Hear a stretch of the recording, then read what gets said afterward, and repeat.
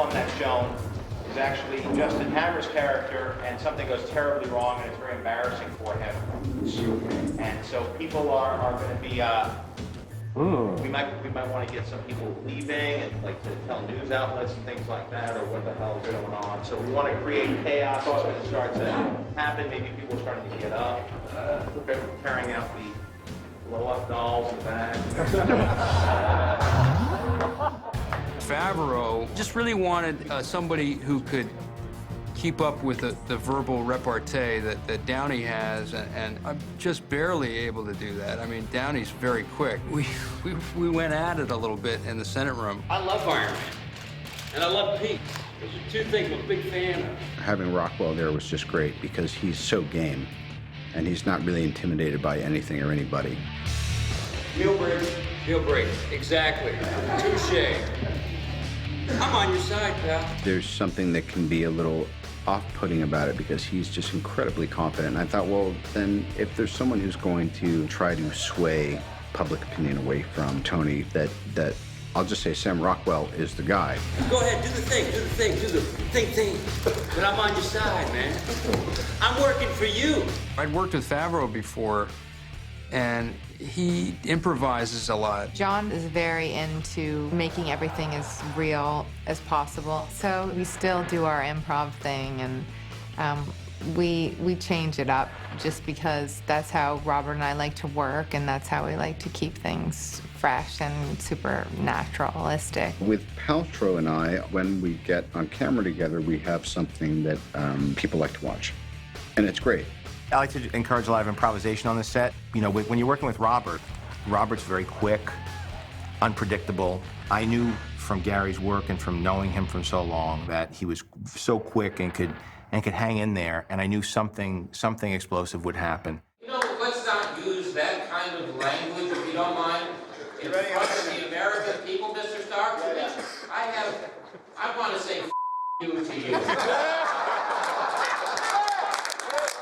A lot of what I enjoy about the first film was that there was an unpredictable quality to some of the scenes that in other movies of the same genre might have been a little bit more by the book. And I knew we were going to have to cut loose in this scene and have it go a little crazy and a little Marx Brothers, and while still maintaining the stakes and reality. And so when Gary said he wanted to do it, it was really exciting for me because I knew that I would, as a fan, just love to be there and watch take after take. We would run it a couple times, and then we'd approach the bench, and then Shandling would have these other directions. And don't pull that doll out again.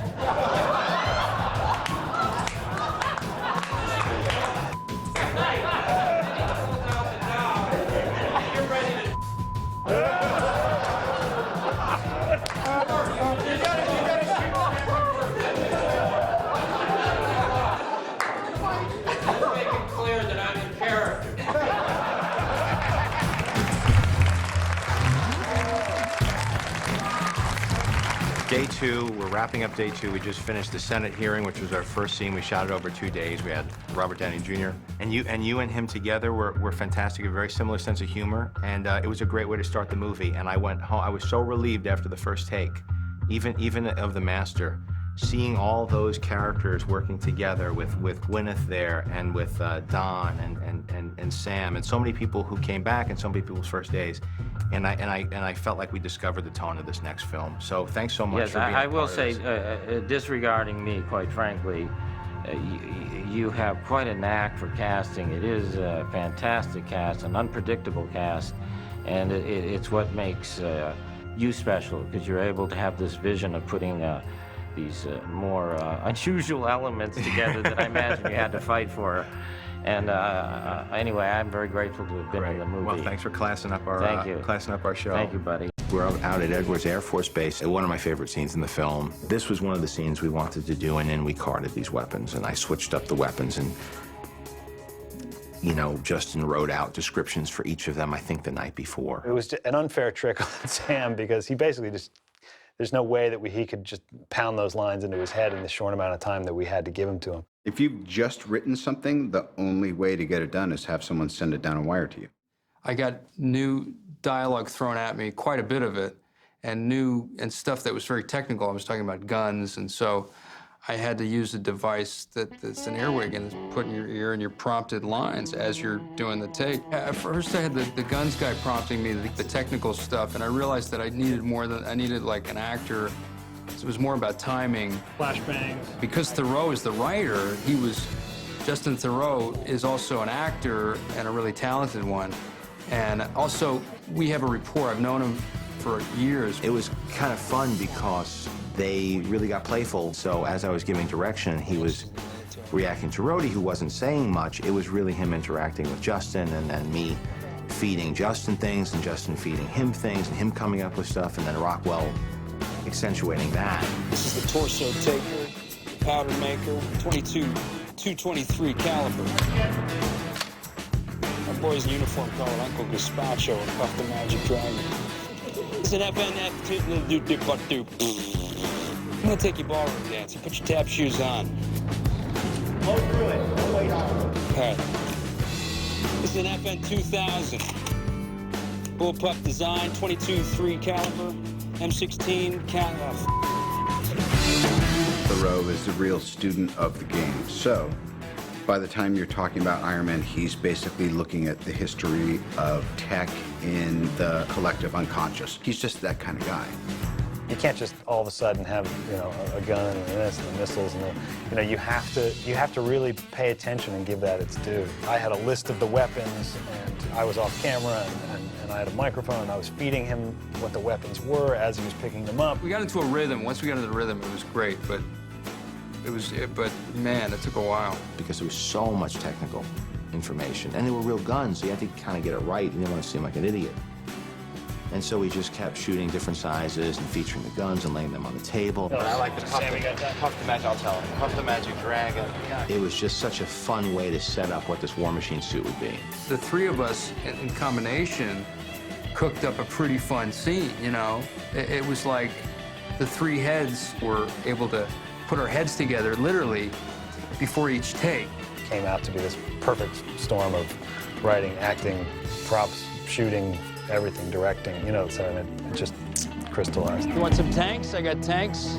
I got an Apache longbow.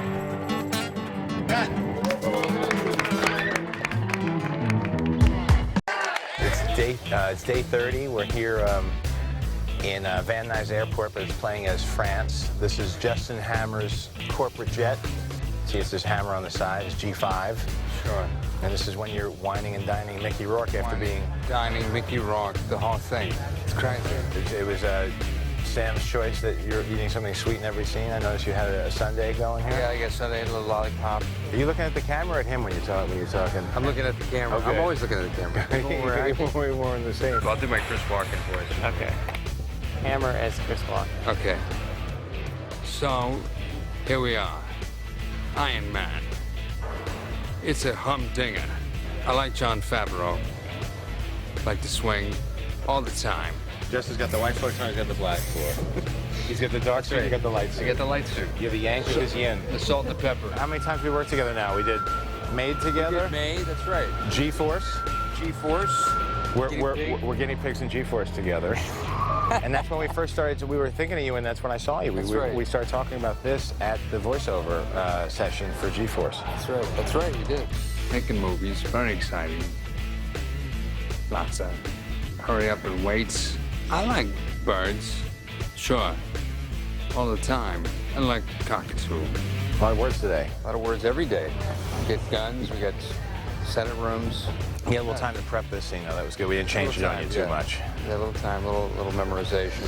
It would be nice to give you a little more time with the words. But things change a lot around here. Yeah. Everything we shoot, it changes everything else. Everything's changing. But we're gonna try to keep your stuff pretty intact so that you could prepare and dig into it. I'm changing my sexual preference on this movie. Everything's changing. Nuts. Everything's up for grabs. I want to get crazy with the cockatoo. Mickey Rourke running around, he's got a bird. First day working with Mickey, what'd you think? Great, I love Mickey. He got a kick out of you. Yeah, he was awesome. Yeah. I liked him a lot, actually. He's like, who is this guy? He's good. I said, yeah, he's good. And that's it. One day here, in and out, pretty good. It's on. It's on. Cut.